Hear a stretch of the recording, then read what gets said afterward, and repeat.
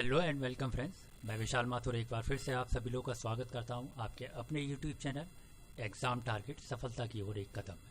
अब आज मैं आप लोगों के साथ एक नया टॉपिक यहां पर डिस्कस करने जा रहा हूं, जो कि एक जीएस का टॉपिक है, जो कि बहुत ज़्यादा इम्पॉर्टेंट है सी टेट, यूपी टेट या अदर किसी भी एग्ज़ाम के लिए जो कि टीचिंग से रिलेटेड है। और आगे अगर मैं बात करूं एसएससी या किसी भी अदर वनडे एग्ज़ाम के लिए उतना ही ज़्यादा महत्वपूर्ण है, जैसे रेलवे हुआ और अदर एग्ज़ाम हुए, चाहे वो आपका लेखपाल हुआ या किसी भी एग्ज़ाम के बारे में बात करूं।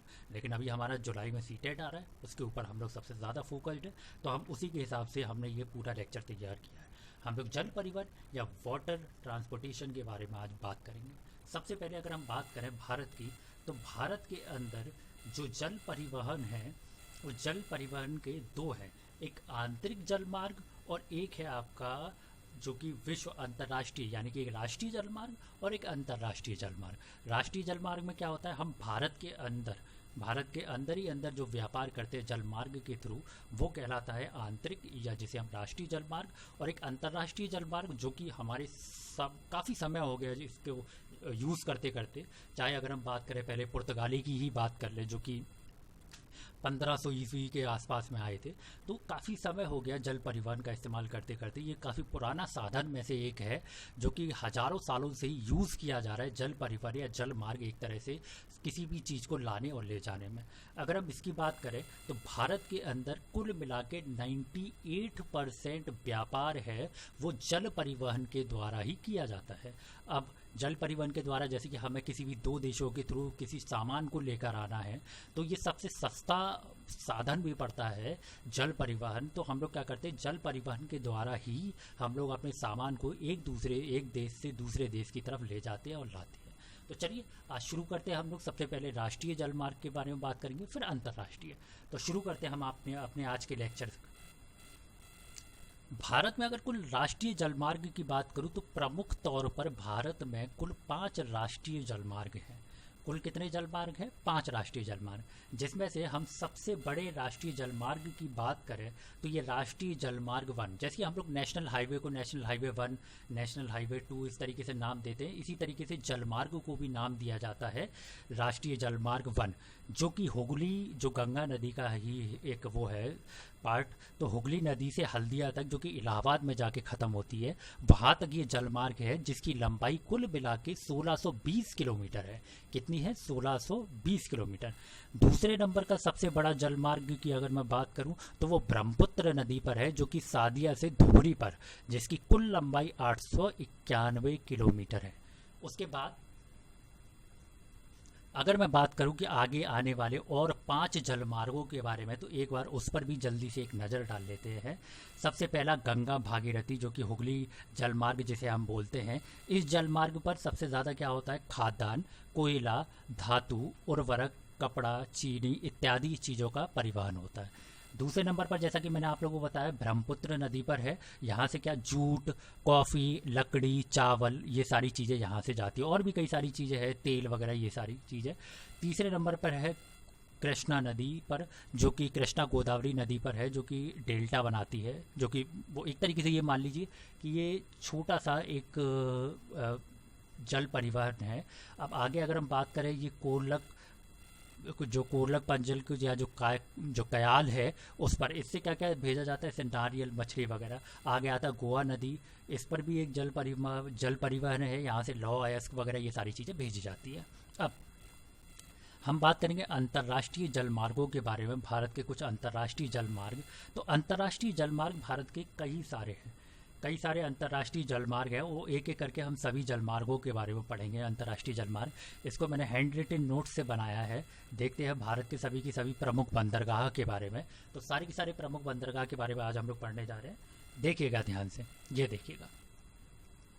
सबसे पहले हम गुजरात से शुरू करते हैं। जैसे कि आप सभी लोगों को दिखाई भी दे रहा होगा, ये है हमारा गुजरात का हिस्सा, दिखाई दे रहा होगा, ये जो गुजरात का हिस्सा है, यहाँ से हम शुरू करते हैं गुजरात के हिस्से से। तो गुजरात का जो बंदरगाह कहलाता है उसे बोला जाता है कांडला। क्या बोला जाता है मेरे भाई? कांडला बंदरगाह, जिसका अदर नेम है पंडित दीनदयाल बंदरगाह। क्या बोला जाता है? पंडित दीनदयाल बंदरगाह। अगर हम इसकी बात करें तो ये पहला ज्वारीय बंदरगाह है। कौन सा? ये कई बार क्वेश्चन आए कि पहला ज्वारीय एवं मुक्त व्यापार बंदरगाह, मतलब कि यहाँ पर कोई भी आकर व्यापार कर सकता है, तो इसीलिए इसे मुक्त व्यापार बंदरगाह भी कहा जाता है। दूसरे नंबर पर आता है मेरे भाइयों, दूसरे नंबर पर आप सभी लोगों को दिखाई दे रहा है, नीचे थोड़ा सा आइएगा तो मुंबई, मुंबई दिखाई दे रहा होगा, जो कि महाराष्ट्र के अंदर कुल मिला के 2 बंदरगाह हैं। एक मुंबई बंदरगाह जो सबसे बड़ा बंदरगाह है। देखो बंदरगाह बड़ा या छोटा किससे होता है? ये शिप से होता है। सबसे ज़्यादा शिप अगर मैं बात करूँ पूरे भारत के बंदरगाह में किसी में रुकते हैं तो वो मुंबई के बंदरगाह पर रुकते हैं। तो सबसे बड़ा बंदरगाह कौन सा हो गया मेरे भाई? मुंबई का बंदरगाह। आगे अगर हम बात करें कृत्रिम बंदरगाह, कृत्रिम का मतलब होता है जो हमने खुद बनाया है। तीसरा देखिए, इसका नाम है नवा सेवा। क्या नाम है? नवा सेवा। अब इसको बनाने की ज़रूरत क्या पड़ी, जबकि मुंबई तो बिल्कुल बगल में ही है? तो इसका सबसे बड़ा कारण थी इसको बनाने के लिए, जो कि आप लोगों के सामने ये जो नवा सेवा बंदरगाह दिखाई भी दे रहा है, ये जो बंदरगाह है इसको बनाने की ज़रूरत इसलिए पड़ी क्योंकि जो भारत में सबसे ज़्यादा व्यापार कहाँ पे होता है? महाराष्ट्र। महाराष्ट्र के अंदर सबसे ज़्यादा बाहर से चीज़ें मंगाई जाती हैं और सबसे प्रमुख बंदरगाह में से एक है। क्योंकि अगर आप देखेंगे इस तरफ हमारे यूरोप है, तो यूरोप से जितनी भी आने वाली चीज़ें हैं वो सारी की सारी यहाँ पर आती है। तो इसका भार कम करने के लिए हमने एक नया बंदरगाह की निर्माण किया, जो कि कृत्रिम बंदरगाह, यानी कि जो हमने खुद बनाया हो, वो है नवा सेवा बंदरगाह, या जिसे हम लोग अदर नेम से भी जानते हैं जवाहरलाल नेहरू बंदरगाह। क्या? जवाहरलाल नेहरू बंदरगाह। आगे बात करेंगे, आगे आता है गोवा। गोवा के अंदर एक जलमार्ग है, जो बंदरगाह है, जिसका नाम है मारमागुआ, जिसका नाम है मारमागुआ, जो कि ज्वारी नदी पर है। क्या वो किस नदी पर है? ज्वारी नदी के ज्वारमुख पर स्थित है। क्या नाम है इसका? मारमागुआ। ये आपसे क्वेश्चन कैसे आएंगे? ये आपसे डायरेक्ट पूछा जाएगा कि नवा सेवा बंदरगाह कहाँ है, भारत का सबसे बड़ा बंदरगाह कहाँ है, ये ऐसे करके आएगा। जैसे न्यू मंगलौर है, नीचे आप थोड़ा सा आएंगे, नीचे आप आकर देखेंगे कि न्यू मंगलौर की अगर बात करूँ कर्नाटका की, तो कर्नाटका के अंदर न्यू मंगलौर है। न्यू मंगलौर जो कि कर्नाटका के अंदर है, ये एक और बंदरगाह है। थोड़ा और नीचे आएंगे तो आपको दिखाई देगा कोच्चि, कोच्चि जो कि केरल के अंदर है। ये क्या है? ये सबसे बड़ा शिपयार्ड है। अच्छा, शिपयार्ड का मतलब क्या है? ऐसा बंदरगाह जहां शिप आकर सबसे ज़्यादा रुकते हैं। मतलब कि जैसे मुंबई में सामान खाली किया, जैसे कि आप लोगों ने बहुत सारी चीज़ें देखी होंगी, जैसे कई सारे ट्रक ड्राइवर हैं, वो लोग क्या करते हैं कि कई सारे पेट्रोल पंप जो कि इन सभी लोगों को आराम करने के लिए पीछे जो जगह देती है, कई सारे पेट्रोल पंप, ताकि वो लोग वहाँ पर रुकें, अपना सामान खाली जहाँ से भी करके आए, थोड़ी देर रुके, खाना पीना खाए, ये सब काम करें। तो वही है सबसे बड़ा शिपयार्ड, यानी कि सबसे ज़्यादा शिप अगर कहीं खड़े होते हैं तो वो कोच्चि बंदरगाह, जो कि केरल में है। आगे चलते थोड़ा सा और अगर मैं बात करूँ तो थोड़ा सा और बात करके आप लोग देखेंगे आगे, ये देखिएगा यहाँ पर तमिलनाडु की तरफ आप लोग देखेंगे, तमिलनाडु की तरफ 3 बंदरगाह हैं, जिसमें सबसे पहले आता है तूतीकोरिन बंदरगाह। आगे अगर बात करेंगे, आगे आता है चेन्नई बंदरगाह, जो कि सबसे प्राचीन बंदरगाह है। ये चीज़ याद रखिएगा, बहुत बार पूछा गया है सबसे प्राचीन बंदरगाह कौन सा है, तो आप सभी लोगों को बताएंगे कि चेन्नई बंदरगाह सबसे प्राचीन बंदरगाह है। उससे ऊपर अगर थोड़ा सा जाएंगे तो ये तमिलनाडु के अंदर ही पड़ता है एन्नौर बंदरगाह। तो ये 3 बंदरगाह आपके तमिलनाडु में पड़ते हैं। आगे चलेंगे हम लोग आंध्र प्रदेश के अंदर। आंध्र प्रदेश के अंदर विशाखापट्टनम में सबसे बड़ा बंदरगाह है। क्या नाम है इसका? विशाखापट्टनम। इसका नाम ही है विशाखापट्टनम। ये सबसे गहरा, सॉरी बड़ा नहीं, सबसे गहरा बंदरगाह में से एक है। कौन सा? विशाखापट्टनम का। आगे चलेंगे उड़ीसा में, तो उड़ीसा में आएगा आपका पारादीप। कौन सा?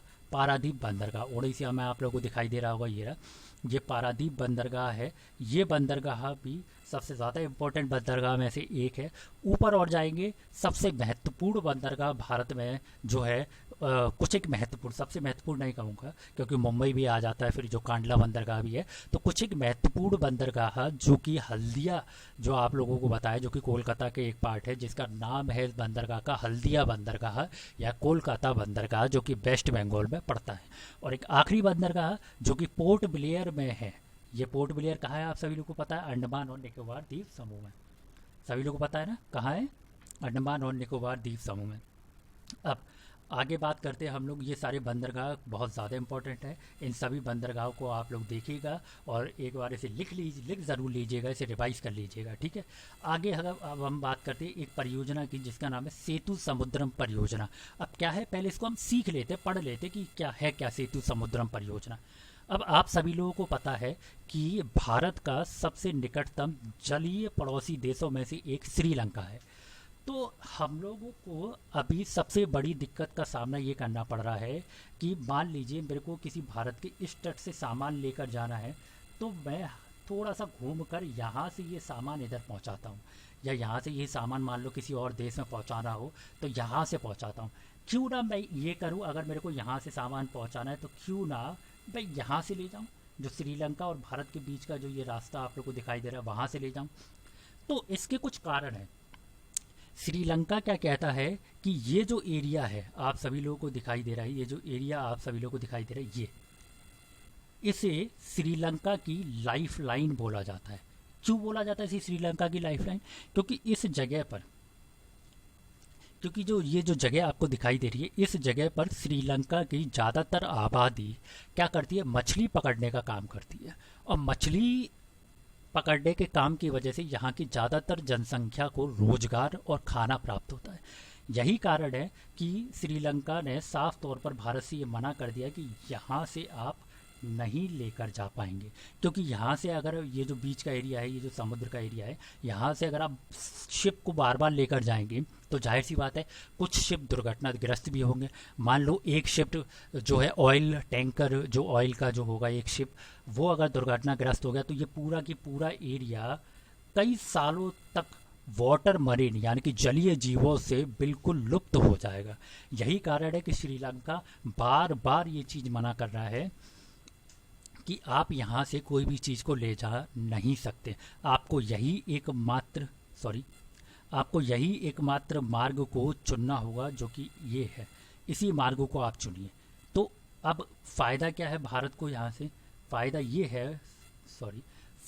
है भारत को यहाँ से कि अगर मैं बीच में से ले जाऊं, भारत और श्रीलंका के बीच में से जो मन्नार की खाड़ी कहलाती है उसके बीच में से ले जाऊं, तो भारत करीब करीब 434 किलोमीटर कम उसे ले जाना पड़ेगा, यानी कि 434 किलोमीटर की दूरी कम हो जाएगी।